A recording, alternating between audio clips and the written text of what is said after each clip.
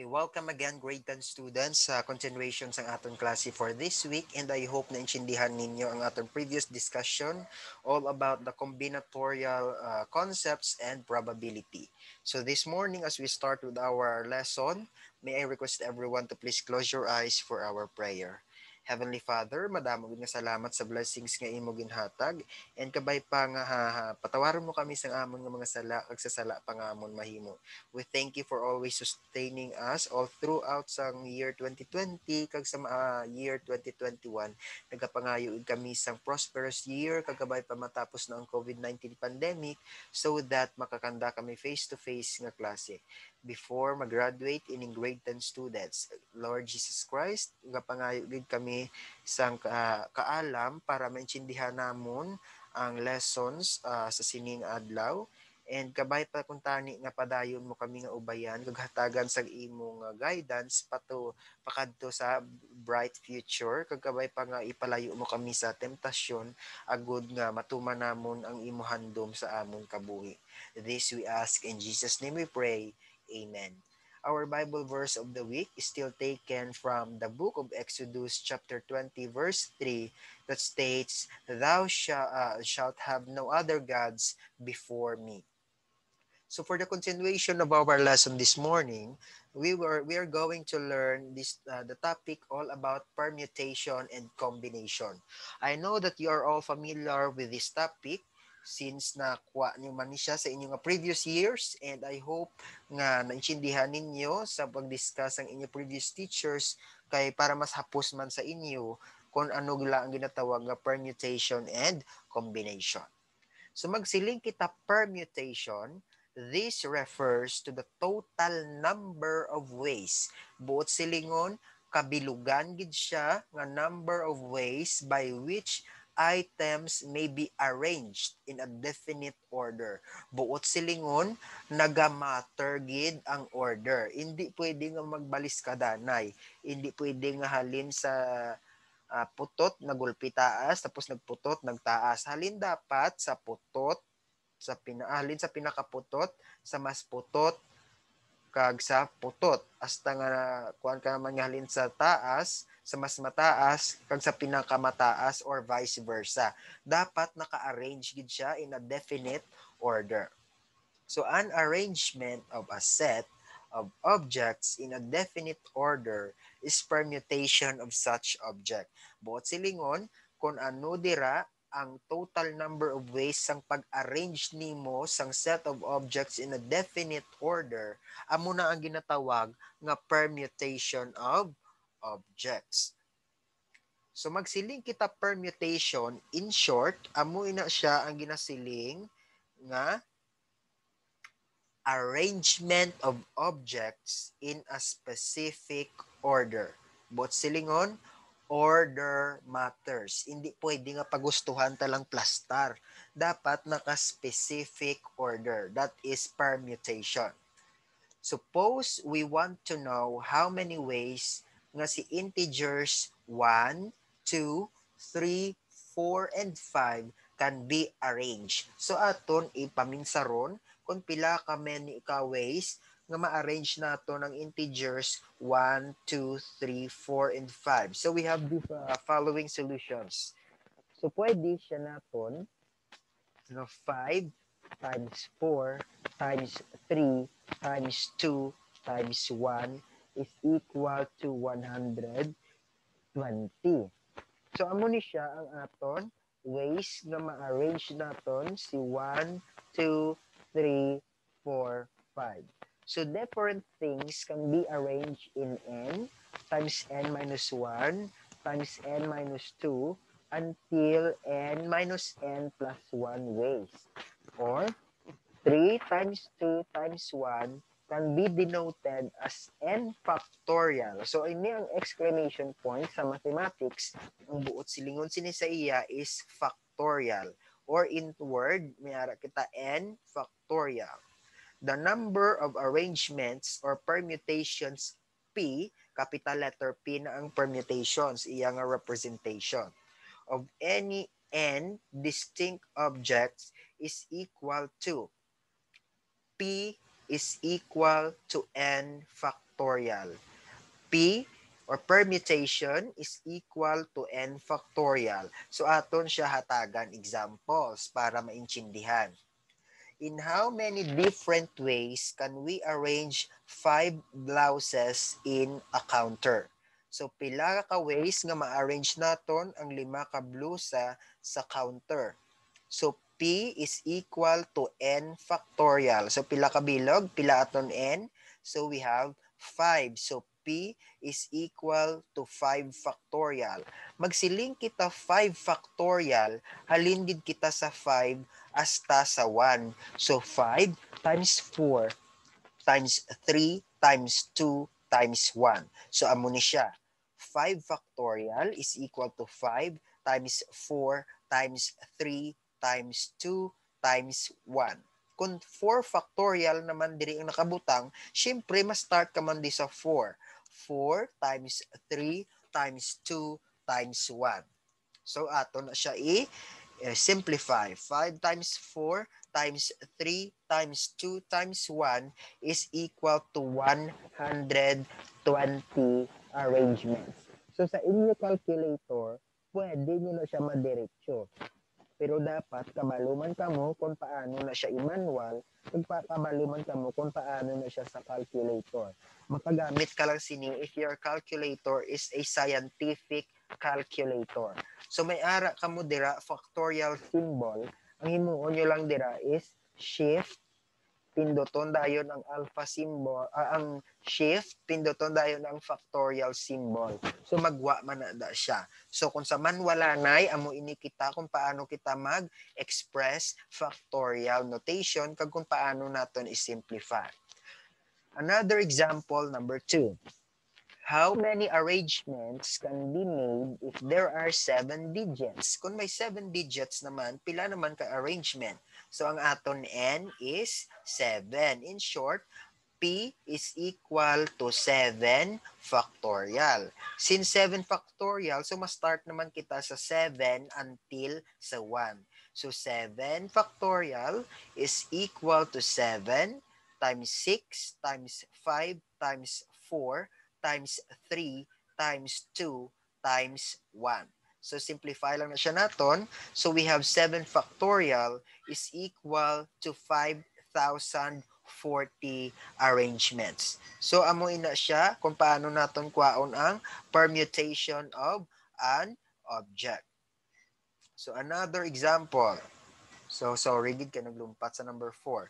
So how many ways can you arrange 3 people for a picture? So tatlo naman kataho. So nga aton nga n is equal to 3. So you are using all 3 people ha. Note na naton. Gamiton gid naton ang tatlo kataho. So 3 times 2 times 1 is equal to 6. Amo lang na siya magkuha kita. 3 factorial is 3 times 2 times 1 is equal to 6. Next. Permutation of n objects taken are at a time. May ara naman kita ginatawag naman niya nga permutation of objects taken are at a time. So ang formula nga ginagamit naton is this. Permutation of n taken are at a time. Amo na siya magbasa. Again, suliton ko. Permutation of n taken are at a time is equal to n factorial all over the quantity n minus r factorial. Tandaan gini guys, dapat naka-enclose sa parenthesis ang aton denominator kag sagwa sang parenthesis ang aton factorial. Kay kung magtingob na da siya, masala gid na ang aton nga answer. So again, magbasa sini, permutation of n taken r at a time is equal to n factorial all over or divided by the quantity n minus r times factorial notation sagwa, wherein si n naton siya na ang total number of objects kag si r naman kung how many you need.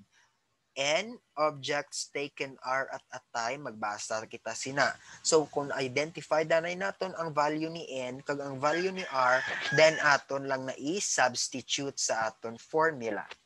So example, in how many ways can the integers 1, 2, 3, 4, and 5 permute if taken 2 at a time? So may pila kita ka integers, may ara kita 5. So may ara kita 5, siya na aton n. Kayo 1, 2, 3, 4, 5. Pila ang aton taken? We have taken 2 at a time. In short, may ara kita permutation of 5 taken 2 at a time. So substitute lang naton. 5, which is the value of n. So 5 factorial all over 5, the value of n, minus 2, which is the value of r, kag i-copy si factorial sa gwa.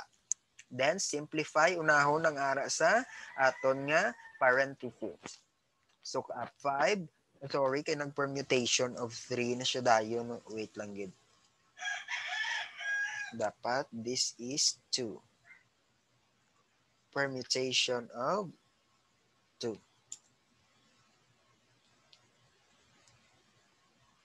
So we have 5 permutation of 2. We have 5 permutation of 5 taken 2 at a time is equal to 5 factorial all over 5 minus 2 factorial. So 5 minus 2, we have 3 factorial. So ang nabili naton is 5 factorial divided by 3 factorial. So i-expand ang aton yung 5 factorial. So meaning to say, 5 times 4 times 3 times 2 times 1. Si 3 factorial naman, meaning to say, 3 times 2 times 1. So 5 times 4 times 3 times 2 times 1, ato na siya i-simplify. And that is equal to 120. Next, ang atong denominator. 3 times 2 times 1 is equal to 6. Then, is-simplify naman naton. 120 divided by 6 is equal to 20.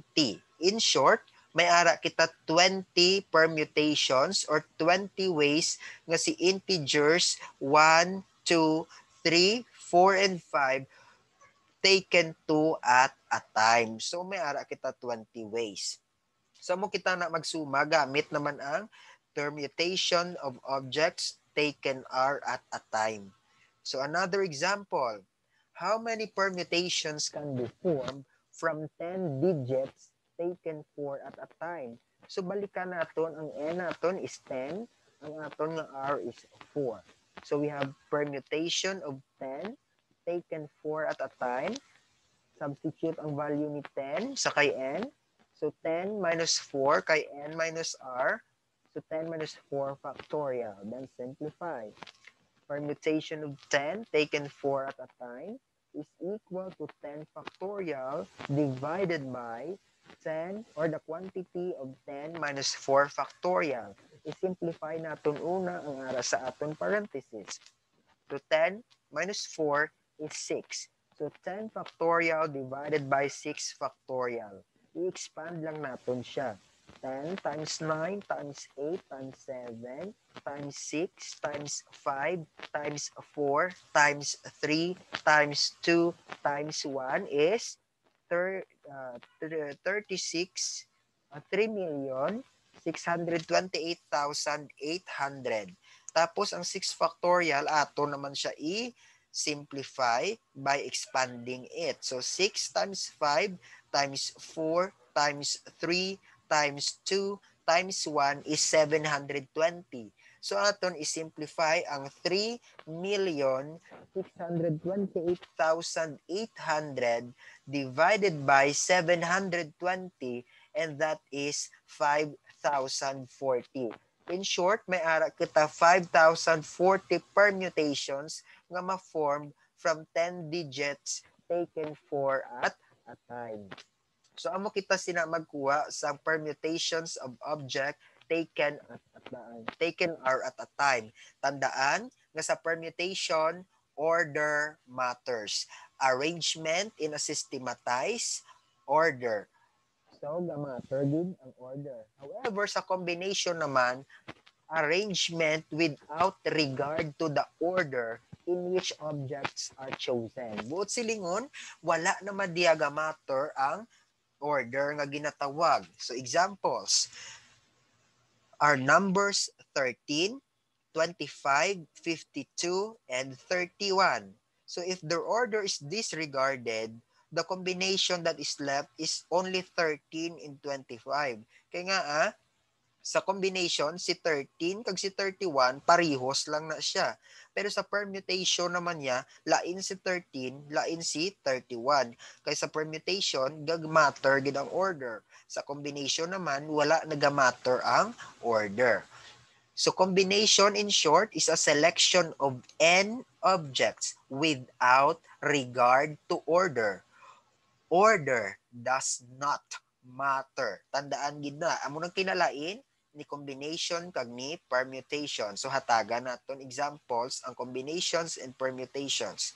So may ara kita permutations of 2.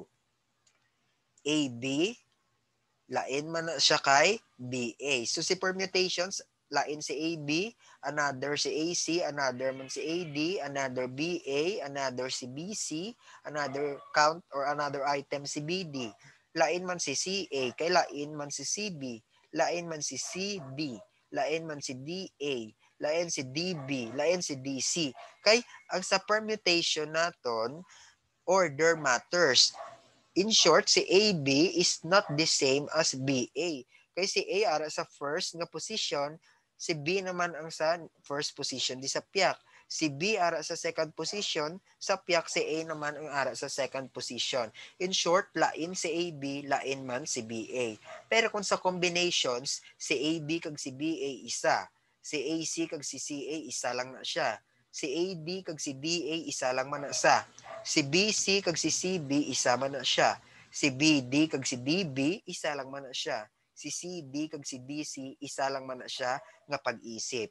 In short, AB is the same as BA without regarding its order. So kinalain ni permutation kag ni combination is ang order lang gid. Si permutation gamatter ang order, si combination wala gamatter ang order.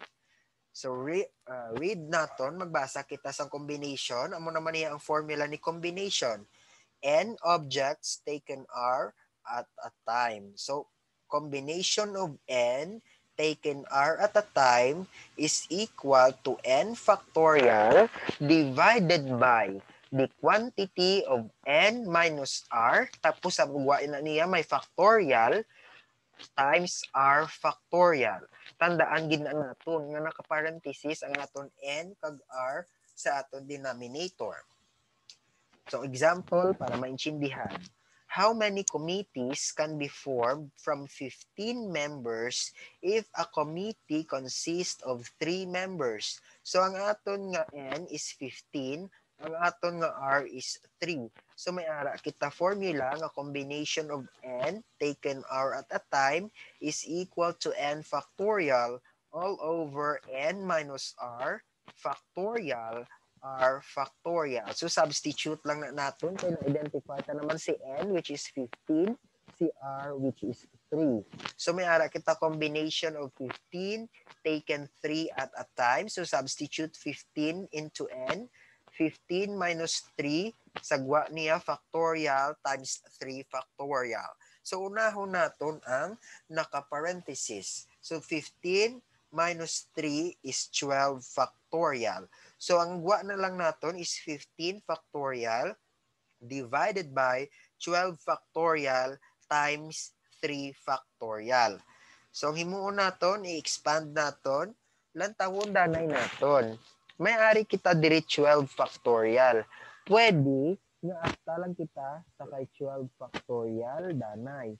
So 15 times 14 times 13 times 12 factorial over 12 factorial r factorial. Kay may 12 di sa dalom, dapat dira lang man ta kutob sa babaw, kay aton ina siya i-cancel out. I-cancel out naton si 12 factorial, kay nga mag 12 factorial, makadto naman ta sa 11 times 10 times 9 hasta sa 1. So si 12 factorial amo man 12 times 11 times 10. So dira lang kutob kay i-canceled out man na siya naton gyapon karon. So ang nabilin cancel naton si 12 sa numerator, si 12 sa denominator.